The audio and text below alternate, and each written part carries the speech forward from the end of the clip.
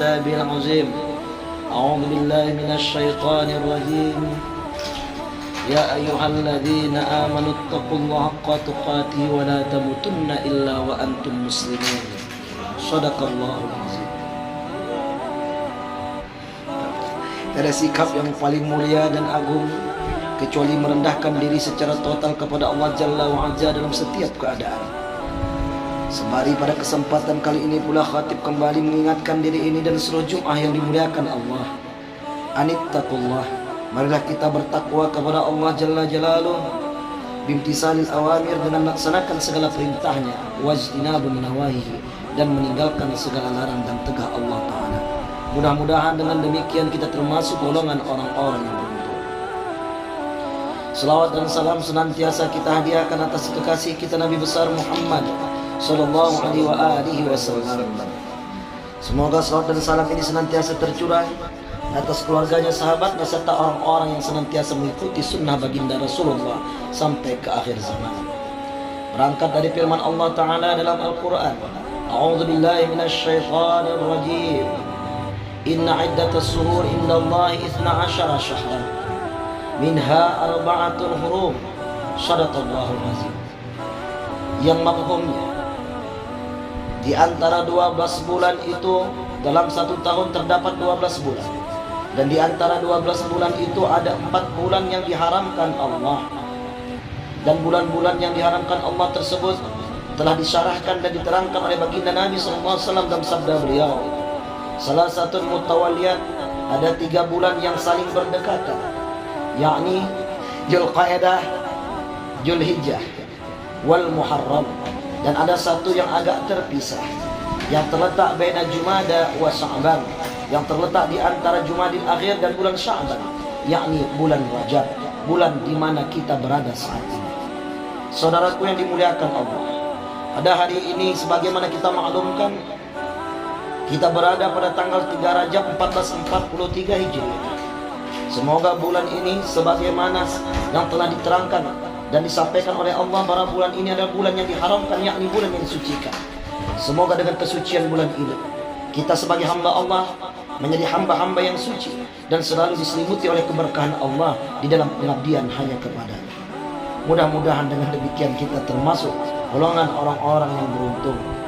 Ma'asyiral jama'atul Jum'ah rahimakumullah.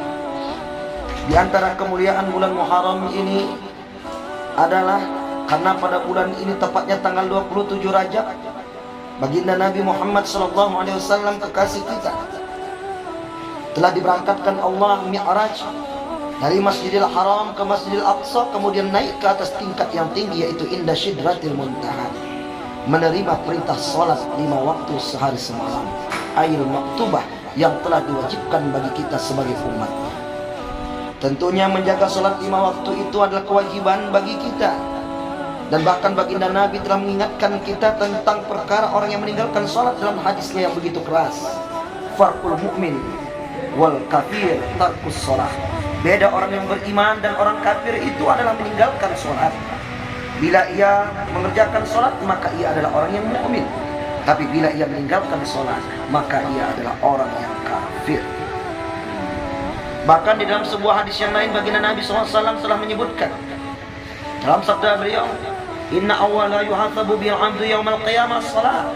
Sesungguhnya yang pertama dihitung Allah nanti pada hari kiamat, ketika dihisab di hadapan Allah, adalah salat kamu sekalian, adalah salat kita para hamba Allah.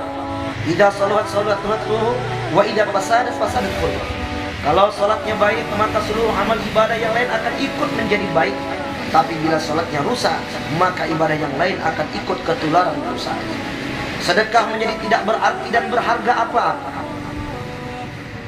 Infak dan sedekah, puasa tidak akan berbuah apa-apa kebaikan daripadanya kalau kita meninggalkan salat. Sebab salat itu adalah sayyidul ubudiyah, penghulu dari segala macam amal ibadah. Ketika Allah menurunkan perintah puasa, puasa itu diterima Rasulullah di dunia ataupun di bumi ini. Demikian pula dengan infak, sedekah dan syariat Islam yang lainnya. Allah terima di dunia ini. Tapi khusus untuk ibadah salat ini Allah mengundang Rasulullah sampai ke tempat yang tinggi, inda sidratil muntaha, yang tiada makhluk yang dapat sampai ke sana, walal malaikah, juga tidak para malaikat, tetapi khusus bagi kekasih kita Nabi Muhammad sallallahu alaihi wasallam. Inilah bentuk penghargaan Allah, penghormatan Allah kepada hamba yang paling dikasihinya. Maka pantas jika di gerbang pintu surga bertuliskan satu kalimat syahadat, asyhadu an la ilaha illallah wa asyhadu anna Muhammadar Rasulullah.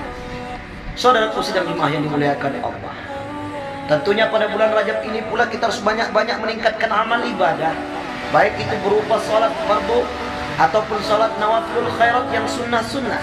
Demikian pula pada bulan ini diperbanyak untuk bersedekah, infak dan sebagainya, serta tak lupa pula memperbanyak saum.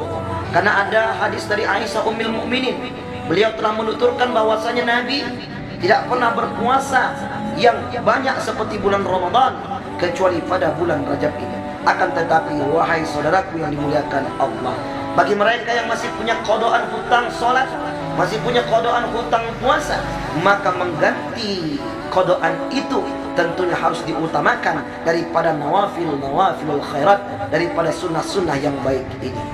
Sehingga jika kodoan itu telah tertunaikan, barulah boleh sebagai seorang muslim dan muslimah, mukmin mukminah, untuk menunaikan kesunahan-kesunahan tersebut. Karena bagaimanapun hebatnya fadilah, keutamaan, pahala puasa sunat ataupun sholat sunat itu tentu tidak akan dapat menggantikan posisi ibadah-ibadah yang fardu. Jika ada orang yang menunaikan ibadah sunnah seperti sholat sunnah, kemudian puasa sunnah, tetapi dia masih punya kodoan sholat yang fardu yang tertinggal, atau mungkin puasa kodoan yang masih belum ia ganti, maka di dalam fikih Syafi'i, di dalam kitab Fathul Mu'in, Imam Ibnu Hajar Al-Haytami telah menyebutkan annahu yahrumu alaiha tatawwu', maka haram hukumnya mengerjakan yang sunnah-sunnah kalau dia masih punya kodoan sholat. Demikian pula dikiaskan dengan kodoan puasa. Akan tetapi bagaimana kalau kita saksikan saat ini betapa banyaknya orang-orang, manusia hamba-hamba Allah, dengan alasan kewarakan, dengan alasan kealiman, dengan alasan kehebatannya, dengan alasan ingin mendekatkan diri kepada Allah, mereka membanjiri dirinya dengan ibadah-ibadah yang disunnah-sunnahkan. Ia tertipu oleh amal ibadah, oleh syahwat dan setan yang selalu membisikkan dan menyesatkan. Ia menganggap ibadah sunnah itu dapat menutupi kefarduan, bahkan ia sengaja meninggalkan yang fardu demi mengerjakan yang sunnah. Inilah orang-orang yang jahil, orang-orang yang tertipu dengan amal ibadahnya.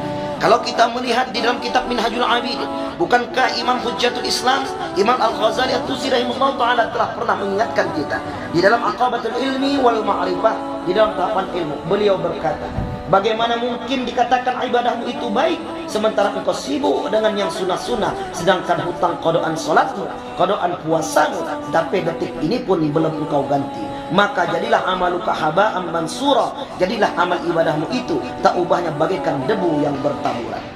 Lain lagi halnya di dalam kitab tasawuf seperti kitab hikam. Syekh Ibnu Athaillah As-Sakandari dalam kitab hikamnya telah menyatakan, min alamati ittiba'il hawa al-musyara'atu 'anil nawafilil khairat wa yatakassalu bil qiyami bil wajibat.